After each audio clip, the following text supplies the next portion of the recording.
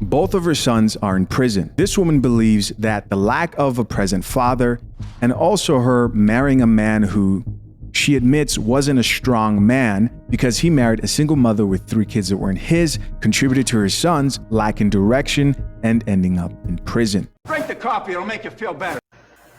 If you have watched any of my videos, then you know that I have 2 sons currently in prison right now. One is in prison for armed robbery and one is in prison for murder. Hmm. And that's a really difficult pill to swallow. My son Tremaine was 19 years old when he decided with some friends of his to go to a college campus with a gun because they didn't have money and they wanted to rob some people. And my son and his friends picked a group of white kids to rob at gunpoint on this college campus.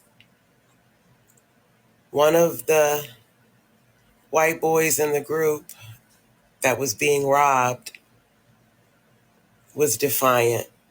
So my son beat him with a pistol. And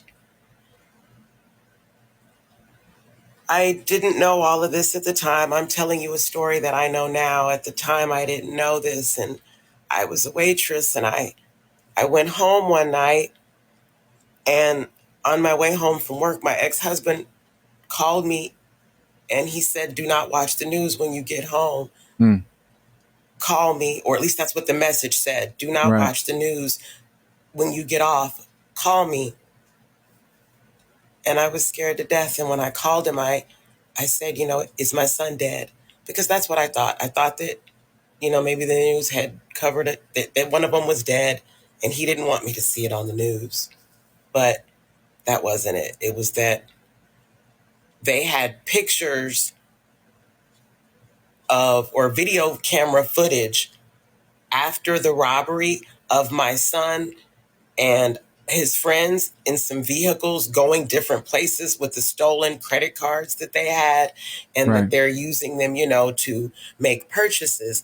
So the first night, the news doesn't know who my son is. They don't know who did the offense. They just know it was done, but they didn't know who it was. So they were showing pictures on the news of my son and his friends, and my ex-husband had seen my son and recognized him. And that's why he had told me not to watch the news and to call him first, because he didn't want me to have to find out that way, which was very kind of him. And so anyway, I find out that information from my ex-husband. I go home, I watch the news, I see that footage, and it's pretty devastating. And then the next morning when I wake up, 6:00, I'm watching the news, but by now the police have already figured out my son's name, and his name is running across the bottom of the screen on the ticker tape. On the screen of the news, his name is going back and forth, and they're showing footage of it. At this point, I'm understanding that there is a father involved, as she's telling the story, right, in real time. And I'm wondering what happened. What happened? Why wasn't he able to influence them in the way that they needed to go? And also, I'm wondering, what role did she play in the way that things turned out for her son? Of the crime from the night before, and his name, because they now have his name. And he was not living with me when he committed this offense. Me and my daughter were in the house because I was divorced by this time. So it was just me and my daughter. And one Sunday morning, about, 2 or 3 days after this, it was Sunday morning. And I remember being asleep in my bedroom. My daughter was about 8. She came and knocked on the door. She said, "Mama, the police are at the door." And I went to the door. The cops are there. Guns are out. They're not pointed at me. They're at their sides, but they have guns, and they're asking me, "Is my son in the house?" And I said no. But They wanted to search the house, obviously. And, I said, that's fine. Can I get my daughter? And they let me get my daughter. And I didn't know my house was surrounded. They had cops at the back door because the cop that came in my front door went to my back door Right. and let the cops in. I got cops all around my house. It's a Sunday morning. I live in a fairly white neighborhood. It's Sunday morning. Everybody's walking their dogs, taking care of their garden. And Aisha's got the police at her door. And they search my house. They don't find him because he's not there. He had his own apartment. And eventually they caught up with him. And at 19, my son was sentenced to 16 years for armed robbery and armed criminal action. Wow. And then his younger brother had been in prison. He's actually been in prison twice. Tyree is my youngest son, and Tyree had been in prison the first time. I can't remember what his first offense was the first time he went, really. But I know that by the second time he went, it was murder. And Tyree didn't just kill anybody.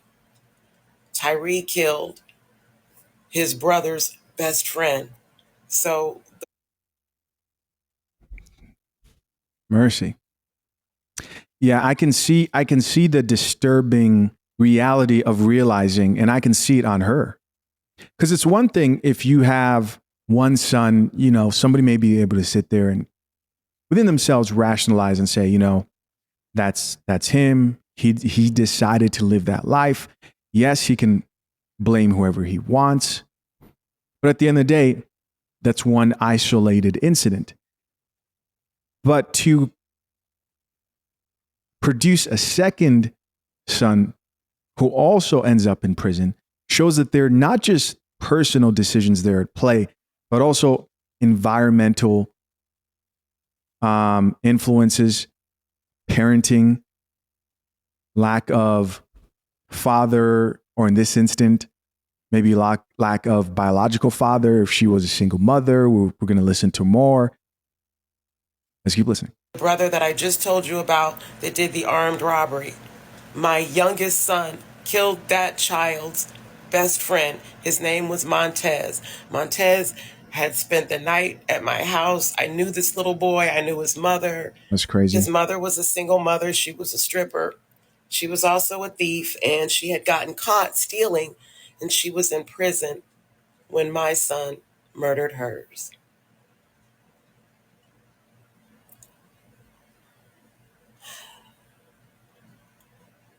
I have so much regret and a lot of shame because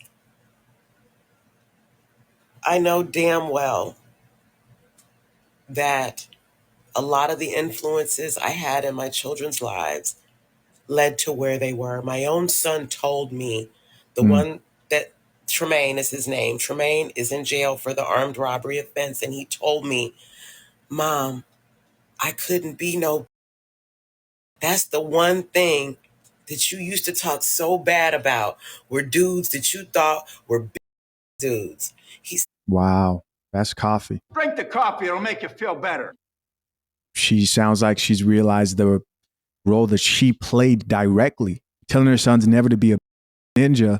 And how do you define what that looks like? And you talked about him so bad that that's the one thing I never wanted to be. But I never bothered to show him what true masculinity looked like. And so I think he learned violence because that's what he thought masculinity meant. Right. My husband was not a very strong man, and I kind of knew that. And let's be real, that's probably why he married me with 3 children that were not his. He was not very manly and very strong. All right. She's serving it up. But he tried. I really, really think that stories like mine need to get out people need to understand what happens with little boys with no fathers. Powerful video. Powerful video. There's a level of accountability that she has that a lot of women out here do not have when it comes to the role that they play. And this is not to say that every single situation should be blamed on the parents, but most situations out here, especially when it comes to single motherhood, lack of a consistent father, broken homes on each ends, right? They play a very serious role. I also do agree that when a young man, especially a black man in this country, does not learn to define masculinity in a way that will best set them up for success in the future, right? They learn those pseudo-masculine traits. Every black man in this country I've seen is tempted to consistently keep it real, be quick to violence, quick to anger, the pressure to accept all fades and immediately react to violence when there's just no point, when most situations almost never call for that. When the only thing you'd be losing is your ego in that situation. You have to decide and have that conversation within yourself and say, hey, when it comes to protection of the people I care about, sure. But not every situation as a man is worth throwing it all away for and losing everything you have. You have to understand that. And if you don't, well, other people would define that for you. Don't be mistaken and think that you're making the decisions yourself. It could be the music that you listen to. It could be the people around you, your emotions. If you don't learn to do that yourself. 2 key points I got from this is, number one, she realizes that she could not define what being a masculine man, a healthy masculine man was for her sons because she's a woman.